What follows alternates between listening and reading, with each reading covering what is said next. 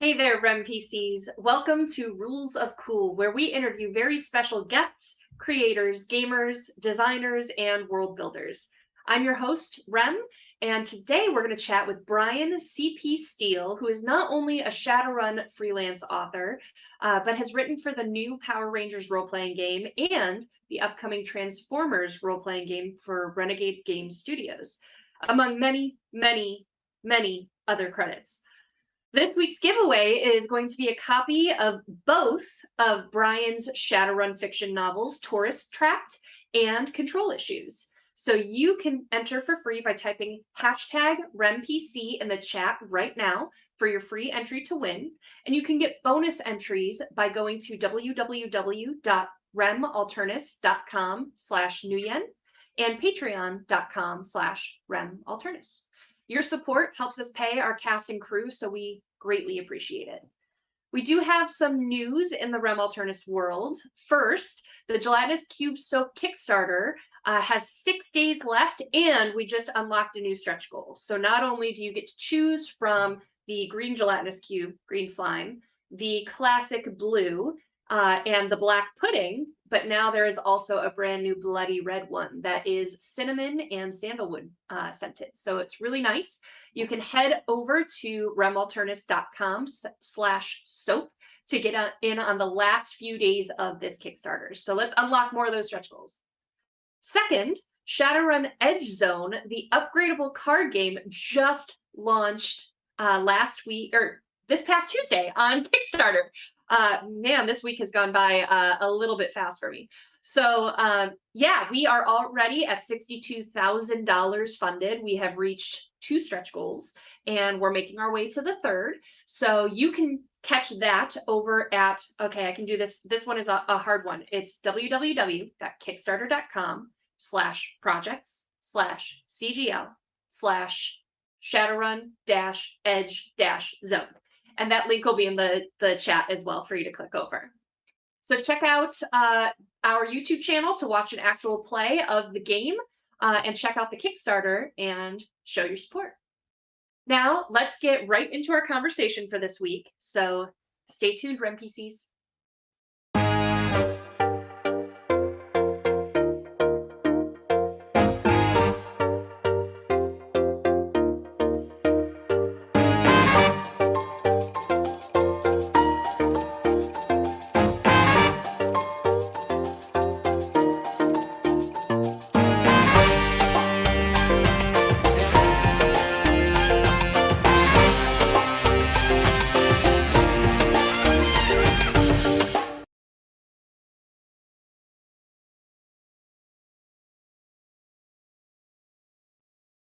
Welcome back, everybody, and welcome to my guest today, Bryan C.P. Steele. Hi, Bryan.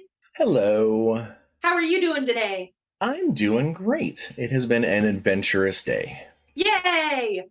I'm very excited to talk with you and get to know you more. I only got about 5 minutes to chat with you after Actoroki at Gen Con, and I was like, let's be friends and get you on my show.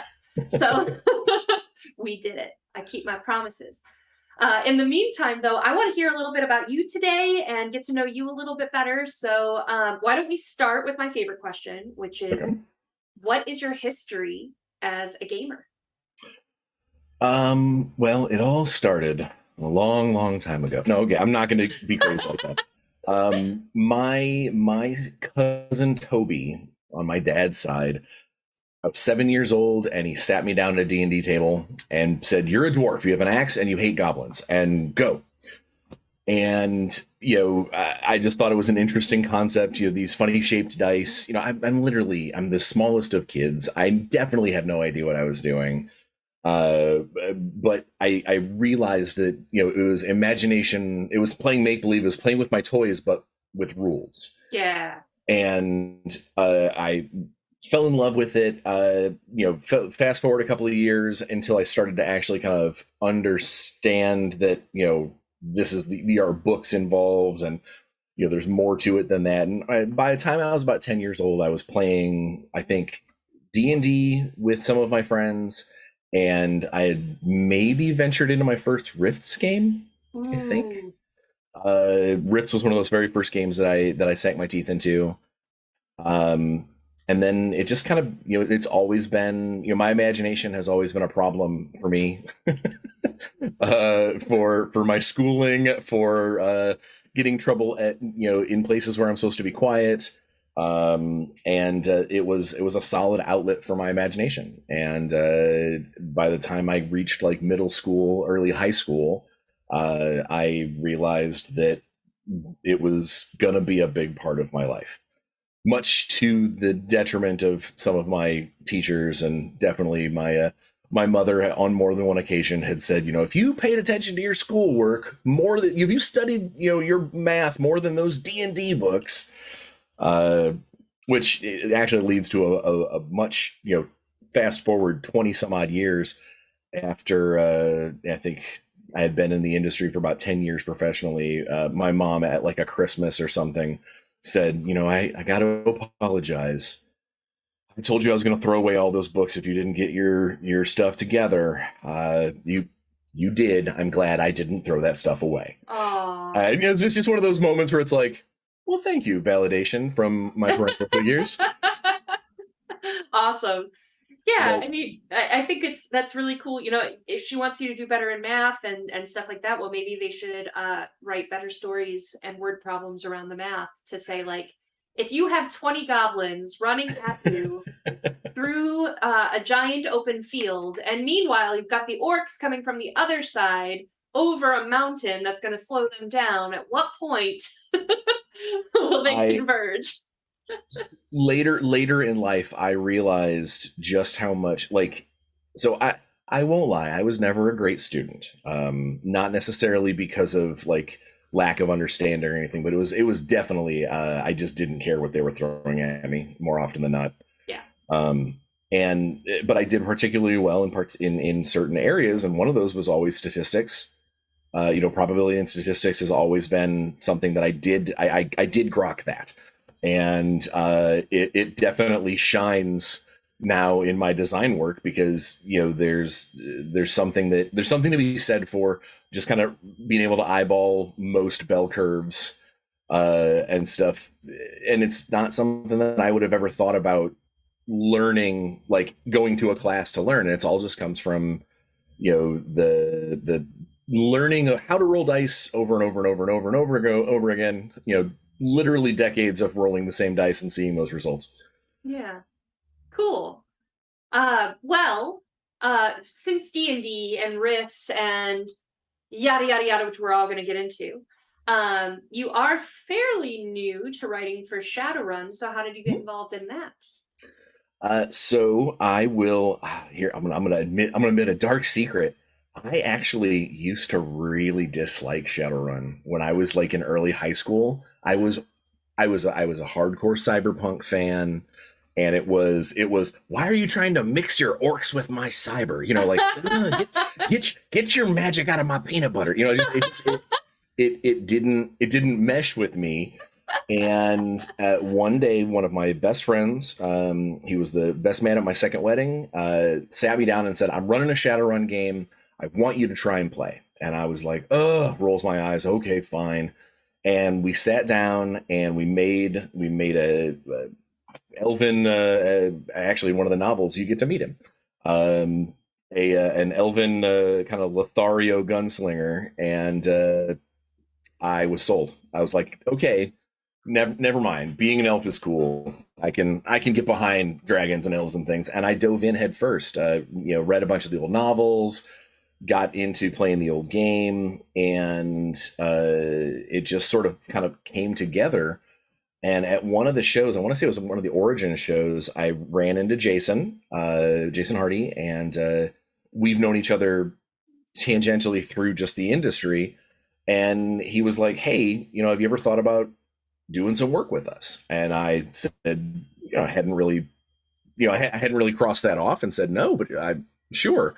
And they needed some fiction done at the time, and that was we did what was it? I did Rude, the novella chunk for the Frame Job, that had just the stereotypical Street Sam troll.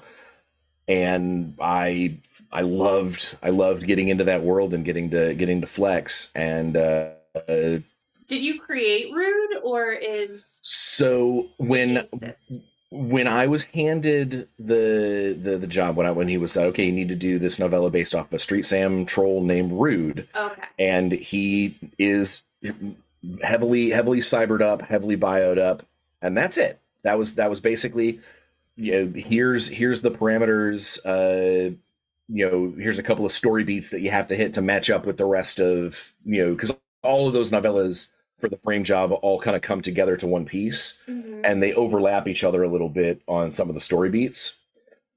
So there was definitely some things that, like, I had things that I had to put in there, but everything else was more or less mine to roll with. The reason I ask is because Rude is a card in the new Edge Zone upgradable card game. That's awesome. That is awesome. Little known fact, there's actually a handful of cards in the other Shadowrun card game. It's Crossfire? Thank you, Crossfire.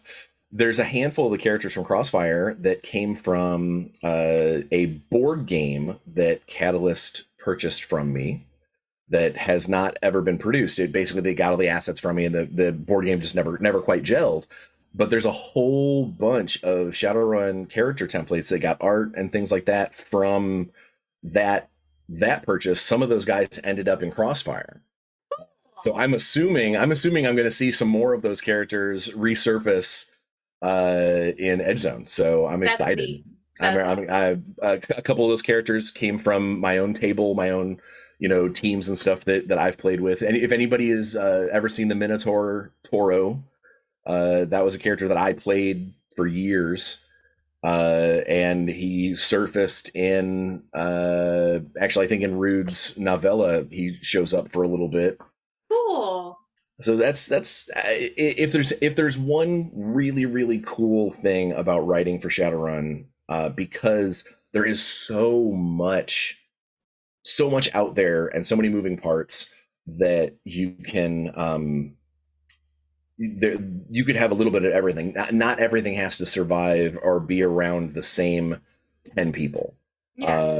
And that was one of the things. Like, another company I used to work for, I did a lot of stuff for War Machine, and War Machine is very much, the Iron Kingdoms is very much based around a set number of personalities, and so those personalities are in everything.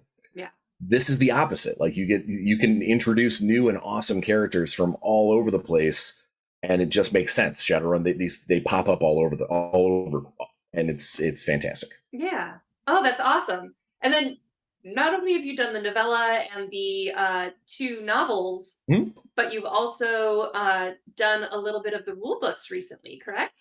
I did a bunch of stuff for the 30 Nights adventure arc, that narrative book. And I think I'd have to look it up. I think I touched a little bit on one of the other adventures. I had like maybe some rule splat in that. And I know that Jason and I have talked about some upcoming stuff that hopefully I will begin to put some pen to paper on. But primarily for Shadowrun, it's mostly fiction is what they kind of tap me for on that. 30 Nights was when it went dark, right?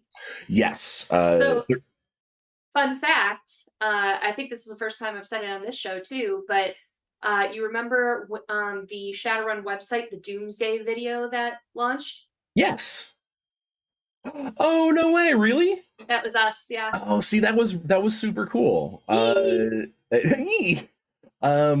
So not only is that video cool, but with 30 Nights, it's not really a spoiler because I think it's written on the back of the book.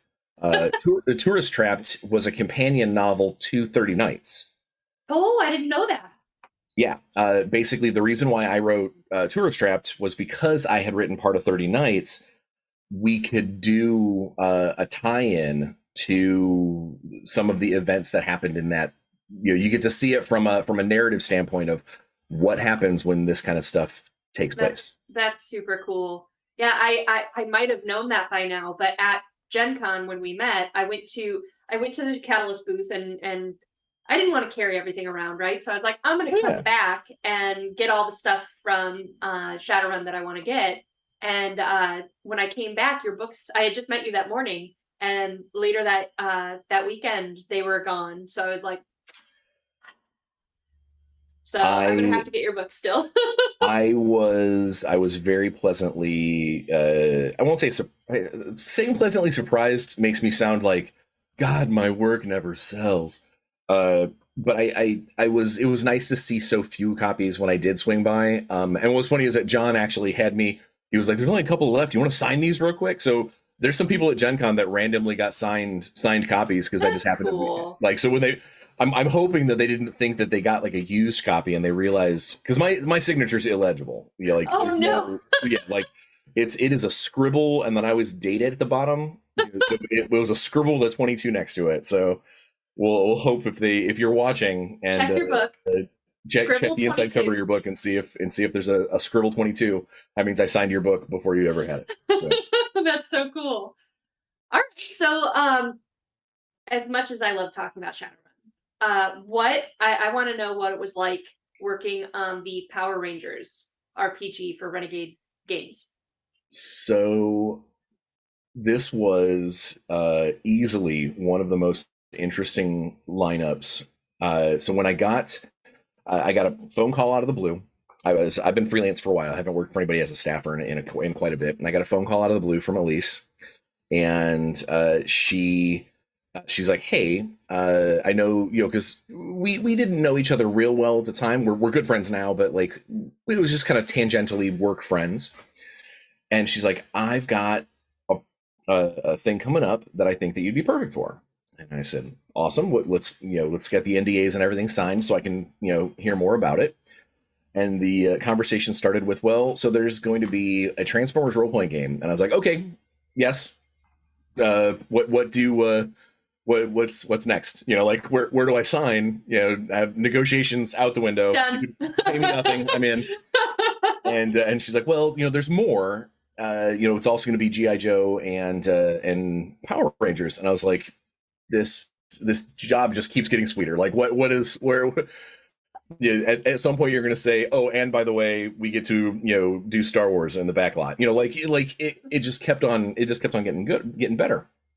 And we got everything signed, got everything squared away, that we were doing this initially it was going to be a 5e game. Okay. That was the initial plan.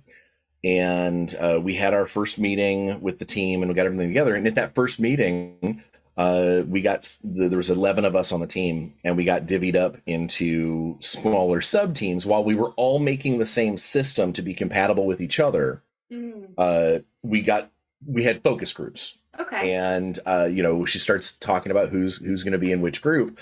And suddenly it's me and TJ Storm and Elisa herself in the Power Rangers group. And at first I was like, I thought I was going to be a Transformer. I swore that was going to be where I was going to be at.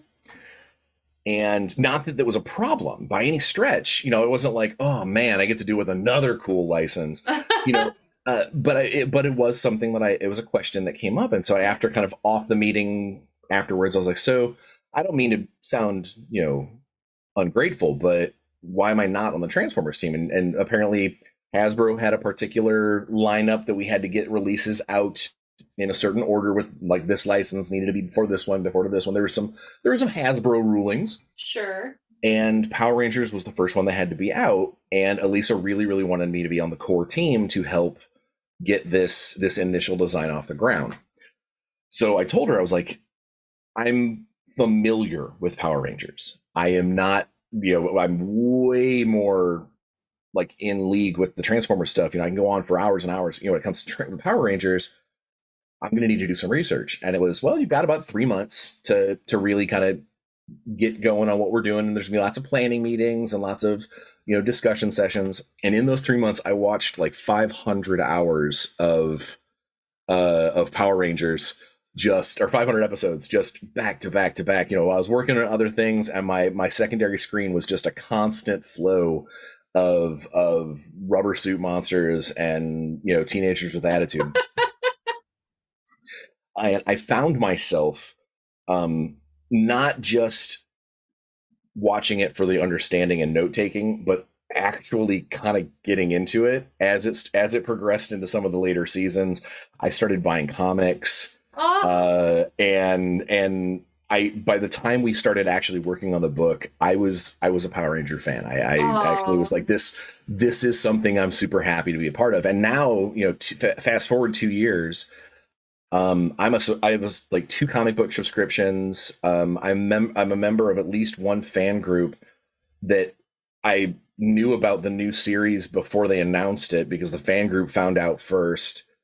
Oh yeah, no, I jumped in with both feet, and we started the project as a 5e project, and then very shortly into the process, Hasbro actually said, "Hey, we don't want to use 5e for this. We would like you to come up with your own system."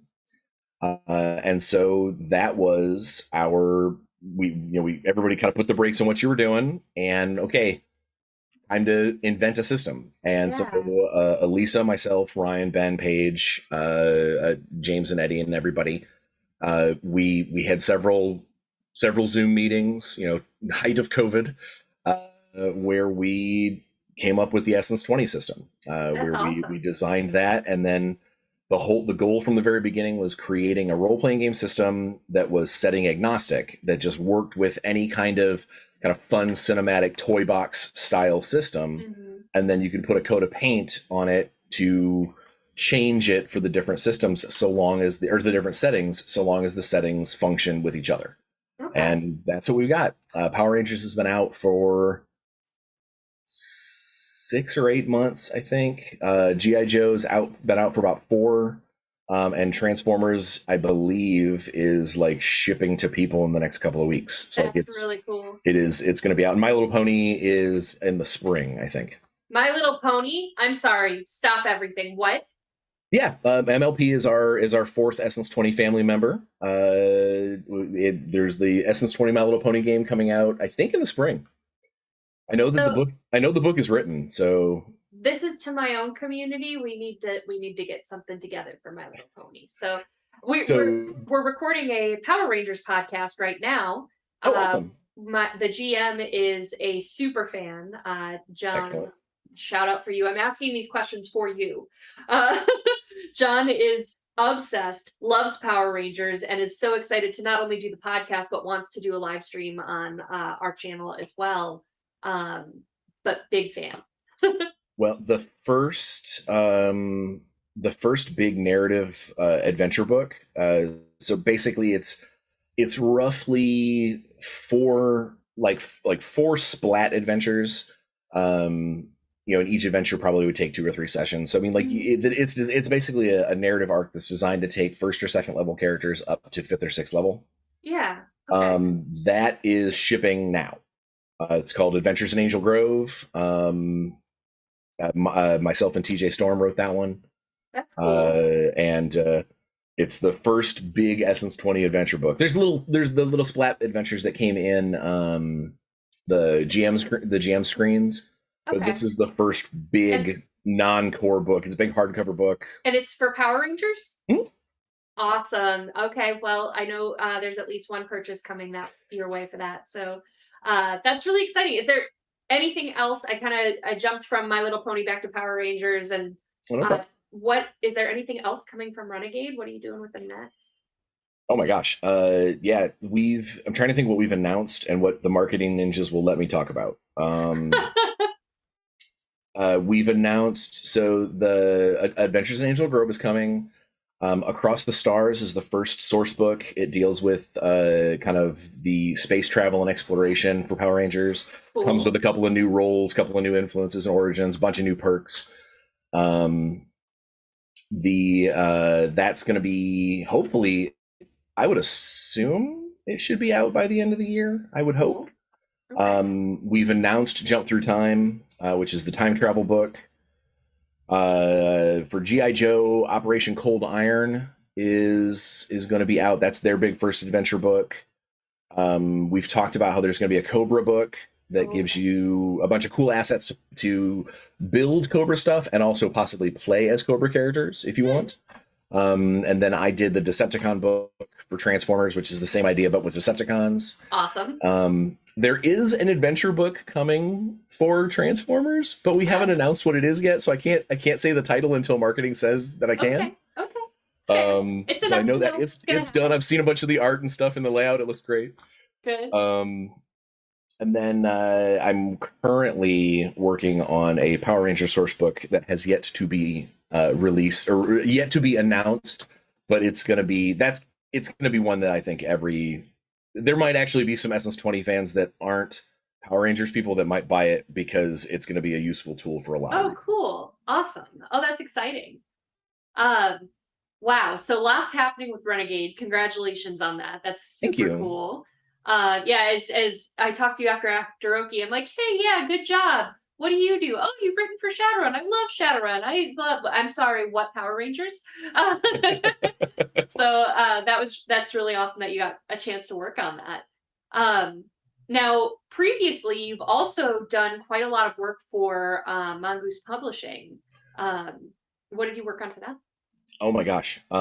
So Mongoose was probably up until recently was the lion's share of where most of my work came in, because when I was at Mongoose, we had a very, I'm not going to say strict schedule because that makes it seem like Alex and Matt were mean, and they weren't.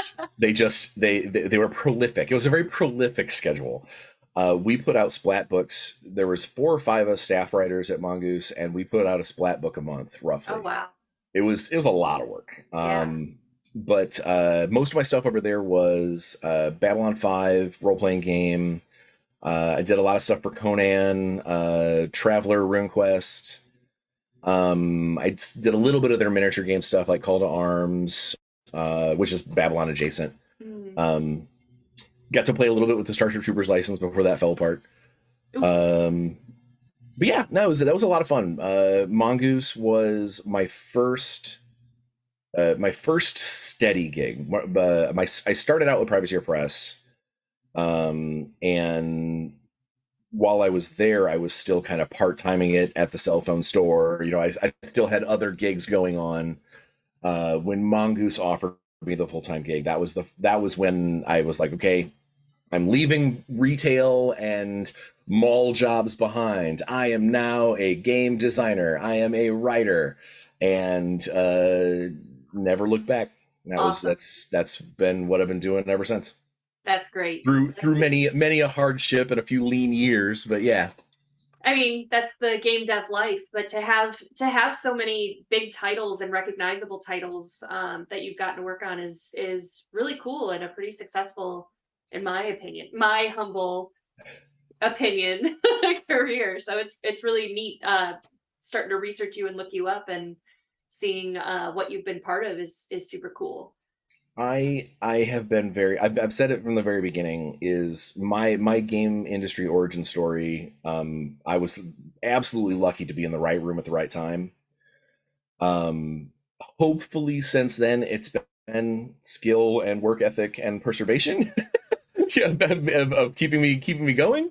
Yeah. But I do know that if it wasn't for Matt Wilson and Brian Snowdy, I would not have gotten the opportunities that I did initially. Them taking a chance on me for War Machine Prime back in 2002 was I will always be grateful to those two guys and a bunch of Bud Lights at the Alliance Open House in Fort Wayne, Indiana.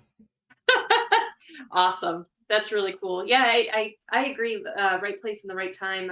I never would have gotten to Origins or even gotten into Shadowrun if my home group, my home D&D group, they brought in one of the Shadowrun writers just from being friends, and we finished our D&D campaign. And kind of similar to you, after that, this writer goes, hey, I'd like to run this cyberpunk fantasy game for you. And I'm like, that sounds stupid. And here I am. I've told the story how I am a hypocrite and also wrong constantly. And So I'll say like, I don't like this, and then like 5 years later, I'm like obsessed with Absolutely. We are gamers are a fickle breed. yeah. At least we can change our minds. We're not stubborn. Absolutely. I think the best of us can. Yeah. Now you have also, in addition, because clearly everything we have talked about is not enough. So besides writing rules and for these IPs and fiction, you also branched into miniature sculpting and painting. Mm-hmm. What and how? Just what happened there? So I have been painting miniatures since my stepbrother Michael put a paintbrush in my hand when I was about 11 years old. He was heading off to getting ready to go off to the Navy, and he had a bunch of old Raoul Partha models that he actually was a really good painter. And I always used to ooh and ah over his minis. And before he left, he was like, "I'm gonna have all my paints and my brushes and my models. Have at, kid." And I got into just the idea of it, and it went up from there, from just kind of slapping paint on role-playing minis to getting my first game of Rogue Trader 40K in, and then Necromunda, and then painting BattleTech minis, and then it just sort of went to to the point where I bought an old poker table to serve as my paint desk in my mom's basement. Just that I made my own little painting station, and it's always been the way. I mentioned earlier that I have a detrimentally powerful imagination, and that I mean that in the sense that I don't sleep real well. If I have dreams, my dreams are ridiculous and sometimes kind of shaking. Not necessarily nightmares, but like the kind of thing where you wake up and go, "Yeah, I'm not going back to that weirdness." And so I started to paint a lot when I couldn't sleep, and just over through high school and stuff. I guess I got good at it, goodish, at it, good enough that several of my friends started basically asking me to paint some of their stuff. And fast forward a handful of years, during one of those lean times when work was not happening, my first wife actually said, this was before she was my wife. She actually said, she goes, you should maybe offer to sell your paint jobs, try and paint for other people. And I was like, who would want to do that? That's silly, And so at the local game shop, I put up a little flyer that was like, "Need minis painted," and so I started just kind of doing for hire commissions. And I always had been from well before then, I had done a lot of conversion work with like green stuff putty and epoxy sculpts, like giving people new weapons and fixing, oh, this guy needs a new cloak. And so I had effectively sculpted a bunch of stuff piecemeal, but never really a full model. Right. And during a downtime between gigs, I was at probably I think Origins may have been where I picked this guy up. I talked to a gentleman by the name of Brian Borgman, who is still friends to this day. In fact, I'm working with him on something. But he had a game called Kaiju Chaos, which was about giant monsters fighting each other, and he needed some sculpts done. And so I did like a werewolf and a couple of capybara and like this worm thing, relatively simple things, but he bought sculpts from me. Oh, and it was the first time I'd ever seen anything that I had sculpted recasted in metal. It was super neat. I think I've probably sold maybe 20 or 30 professional sculpts altogether. So it was never like a career factor. Painting wise, I still take commissions. It's pretty regular. Right now, I'm looking. If you're wondering why I'm looking away from you, or I guess maybe I'm looking at you based off of where the picture is. I'm looking over at the hobby side of the studio, and I'm actually between commissions right now. I finished up a pretty big one recently, and my desk is now empty except for things for me, which cool. Never happens. but yeah, so I take the occasional commission. I haven't sculpted anything in a while. The move, kind of the professional move for a lot of people to move to digital sculpting, um, took a great deal of wind out of my sails when it came to that, because I am not a digital sculptor. Mm, I can mess with digital files. I'm getting better at it. I have a 3D printer and I play around with my 3D printer. But I've always been a traditional kind of wire and putty sculptor, and the industry has moved dramatically away from that. right. So now I think I've sculpted a couple of personal figures for somebody. Like, somebody had me do his D&D character, which was very specific. Mm, But like services like Hero Forge now that have bazillions of options, it's just not really there for me right. anymore. But the painting I still do quite a bit. Cool. Oh, that's awesome. Now, you also own your own freelancing company, correct? Mhm. Tell tell us about that. Ursa's Den Freelance Writing and Design is the technical business title on my license. It honestly, it started out as my first wife was very, she was a banker. She was very, she knew the business side of things way better than I did. And at some point when I started making enough money for it not to be considered a hobby in the US, where you actually can start writing things off as business expenses, and like you are an actual profitable business. Right.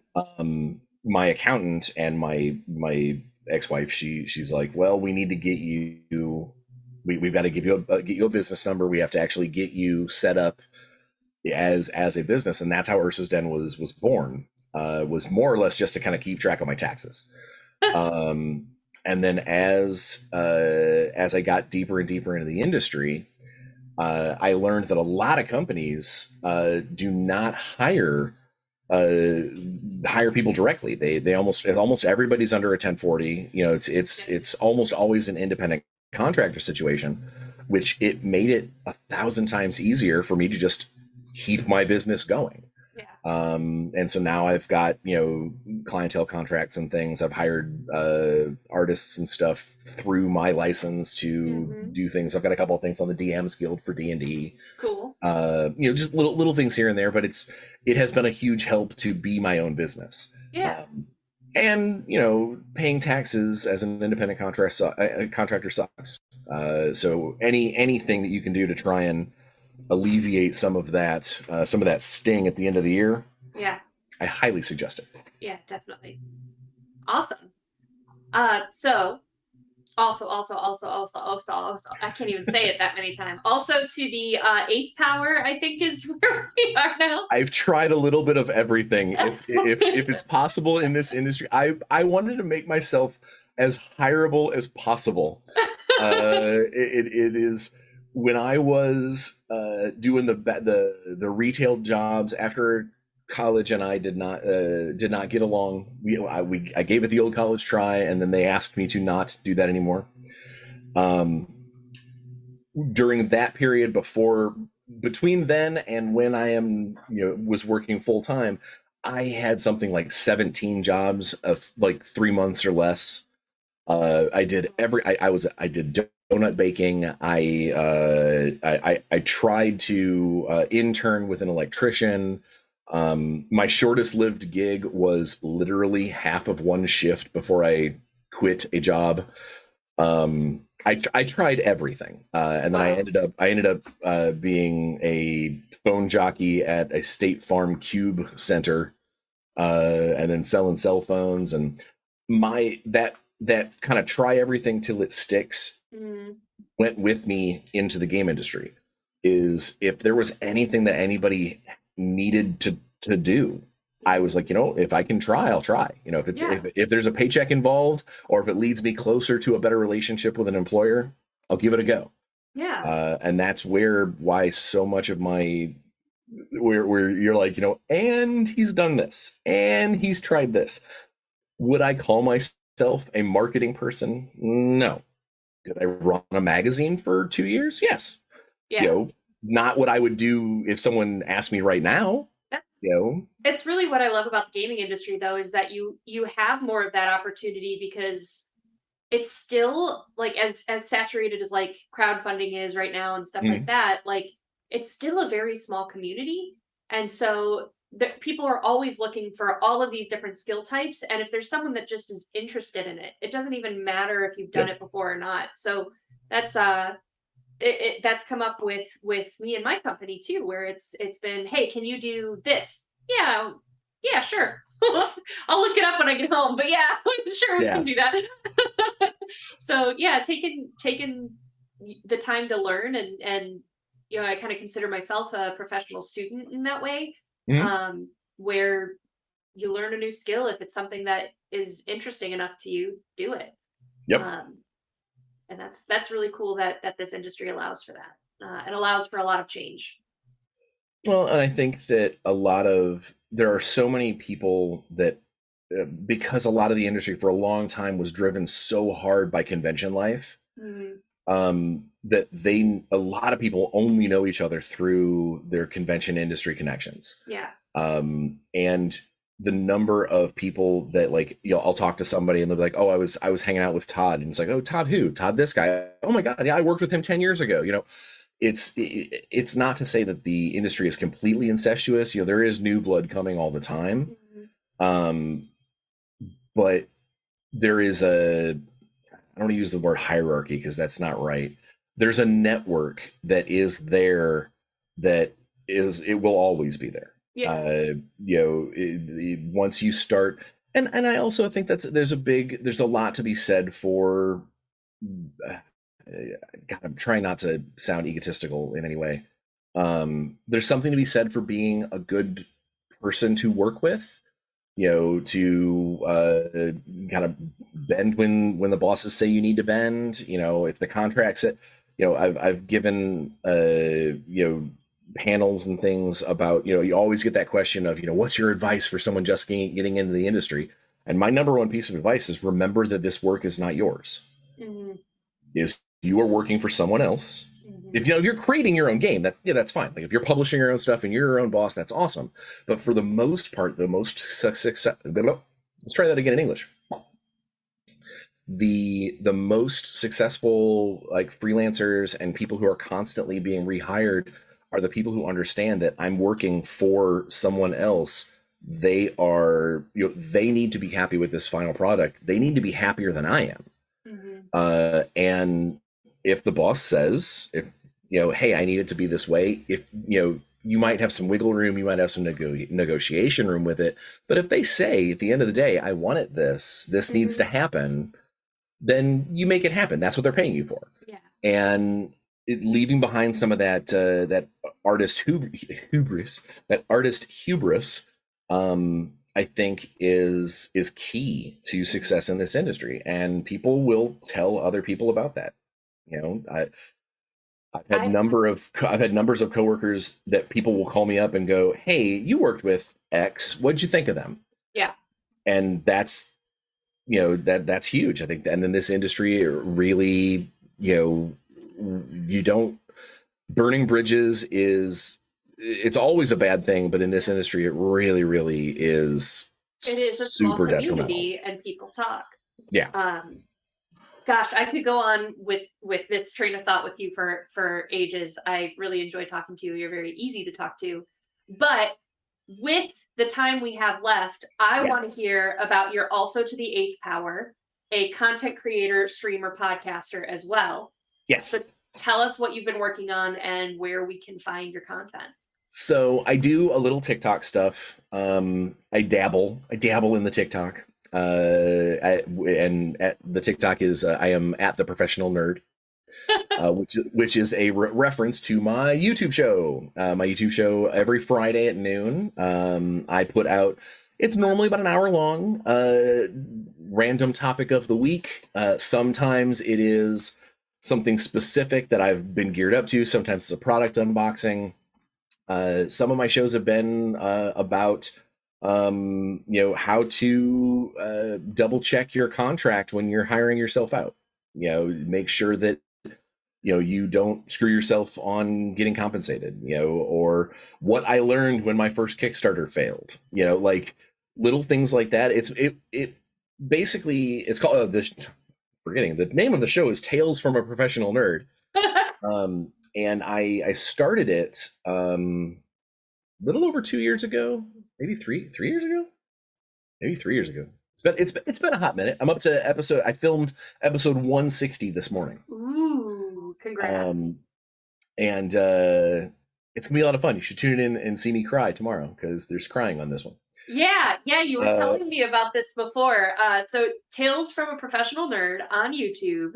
Yep. And tell me about your recording from this morning. I was waiting for an unboxing for this week, and it did not arrive in time for me to film it. So I needed to figure out something that I needed to do that would be entertaining. That's a little one-stop shop, just a little one-shot thing. And so I went out to one of the stores where I knew they had them, and I bought the Packy One Chip Challenge, the insanely hot spicy chip challenge. And I asked on all my socials for people to give me questions about Essence 20 that I could hopefully answer during while I was suffering on the eating of the chip. And I will not spoil it, but that thing does what it says on the tin. It is nightmare fuel. And I normally drink a lot of Diet Coke and I drink a lot of iced tea. I actually have chocolate milk, and I've been drinking chocolate milk all day because my stomach is still not happy with me from that stupid chip. I love when you were telling me about it before we came live.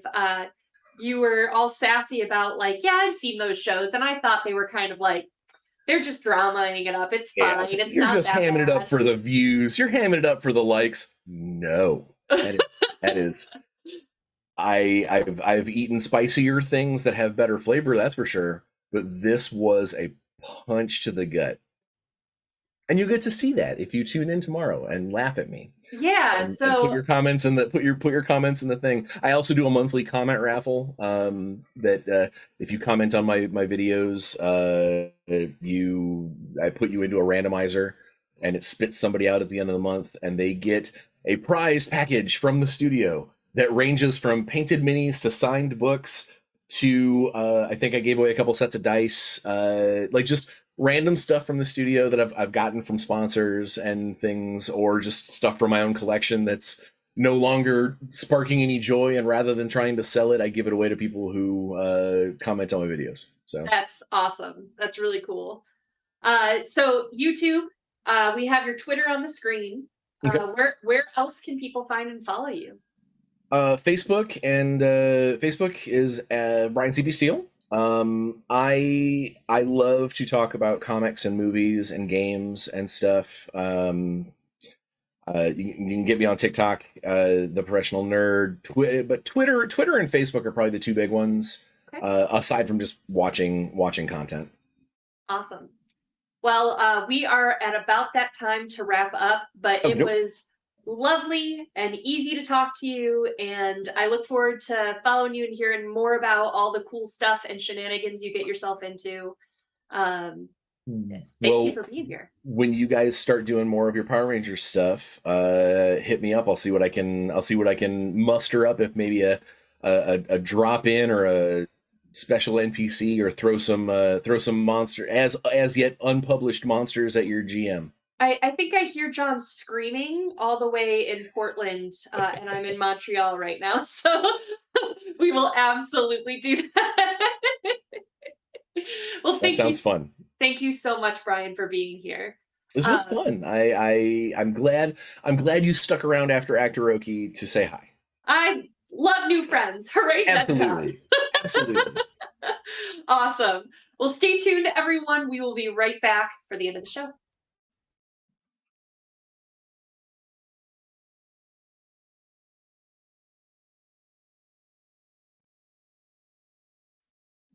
It's been a few weeks since Billy Berserker's production wrapped in Seattle, and life is regaining some semblance of normalcy.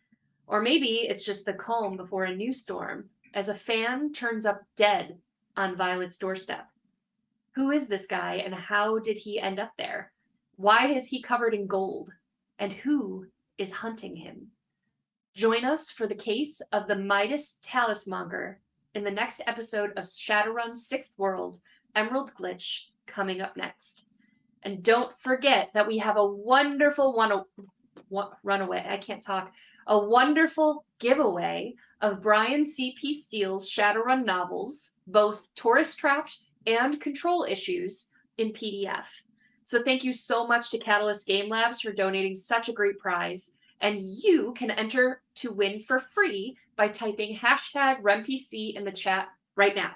You can get additional entries to win by going to our donation page at remalternus.com/nuyen or patreon.com/remalternus. All donations help us to pay our cast and crew and keep producing content. And our biggest donors can have a message read at the end of the episode by the Shadowrunner of their choice. So check it out. Did you know we have more shows like Shadowrun Emerald Glitch on our Twitch channel?